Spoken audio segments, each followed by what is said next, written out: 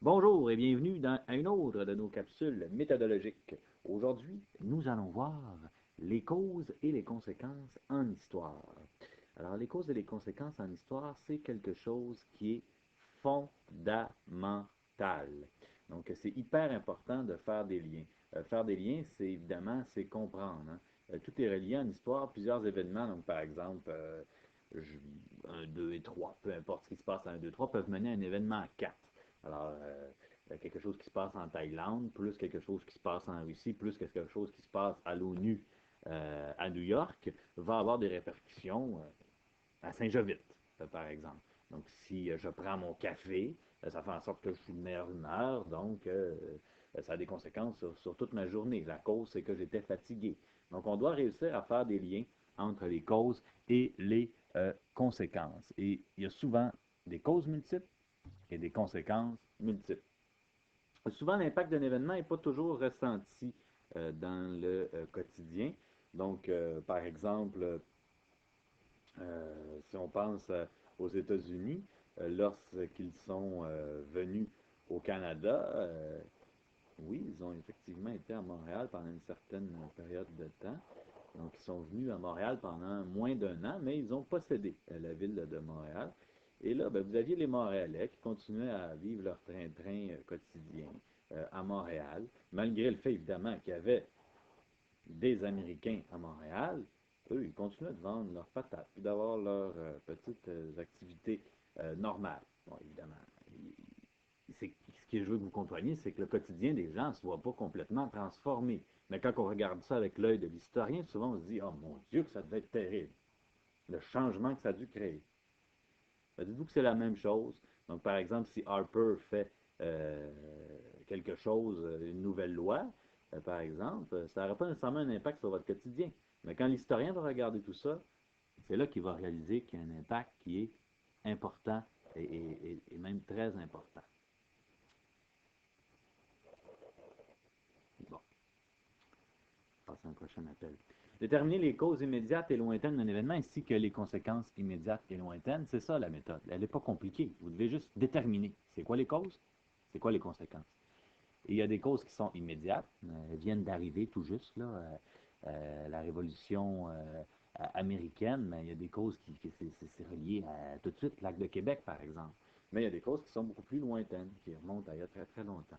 Même chose avec les conséquences, il y a des conséquences qui vont être immédiates, qui vont tout de suite se passer, et il y a des conséquences qui sont vraiment sur le long terme, et qui vont apparaître beaucoup vraiment plus loin.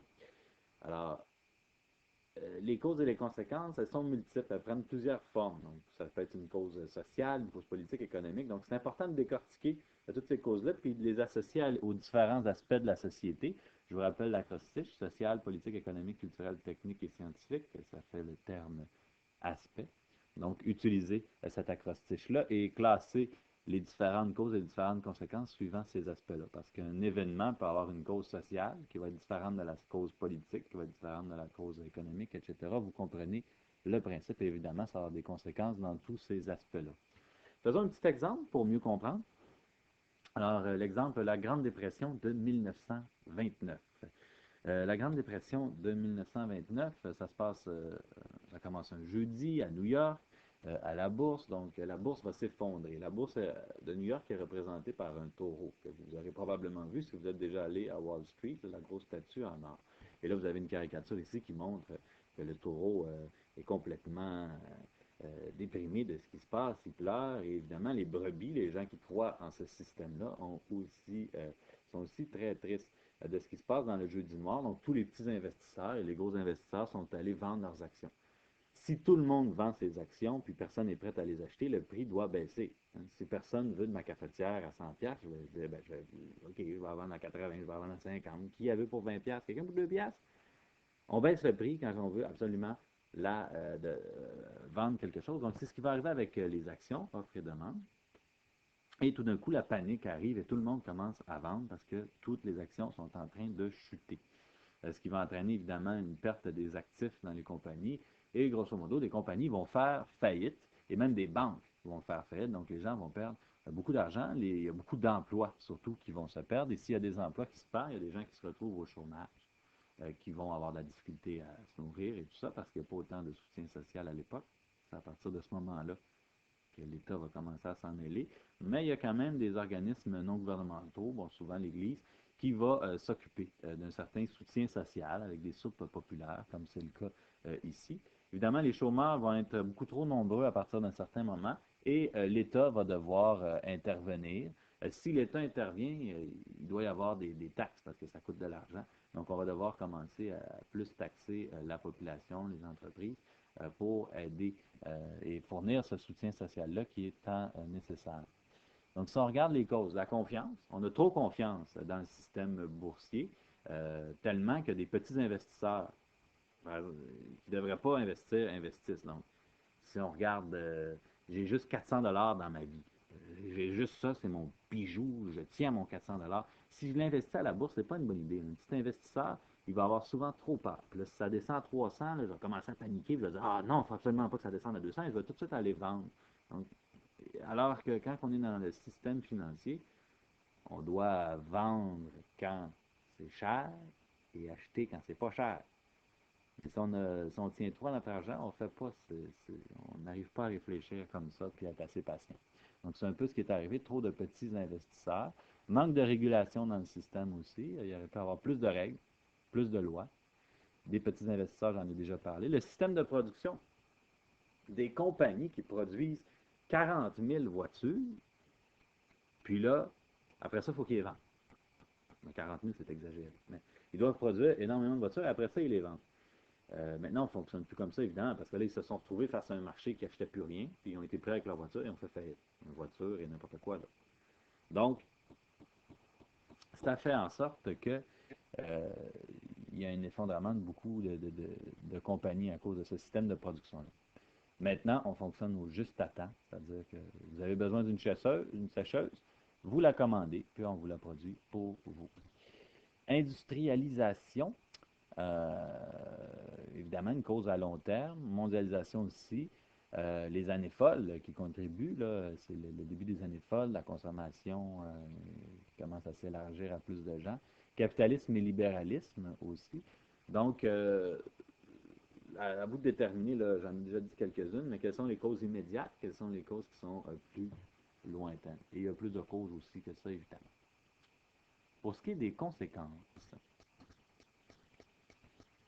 il y a des faillites, il y a de la pauvreté, du chômage. Évidemment, on a tout vu ça. Soutien social qui va découler de ça. D'une part, des compagnies non gouvernementales, puis à un moment donné, de l'État. Donc, augmentation du rôle de l'État. Des travaux publics de grande envergure. Aux États-Unis, les plus connus, ça va être l'Hoover Dam. Après Las Vegas, vous avez le Golden Gate à côté de San Francisco. À Montréal, c'est la même chose. Il y a plusieurs grandes œuvres qui ont été conçues à cette époque-là pour donner de l'emploi aux gens. Légifération dans le système bancaire. Donc, on commence à légiférer pour pas qu'il se passe n'importe quoi. Donc, on met des lois euh, pour essayer de réduire les problèmes éventuels.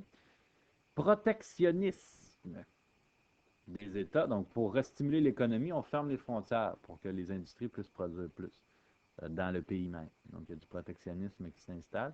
Dans certains pays d'Europe, monter des idées radicales de l'économie de guerre, hein, c'est une des solutions. On veut avoir de l'industrie, on produit des tanks. Ça règle le problème. Colonisation des régions. Dans le cas du Québec, on va dire aux gens qui sont chômeurs, allez, redevenez agriculteurs, retournez au lac Saint-Jean, en Abitibi, allez coloniser.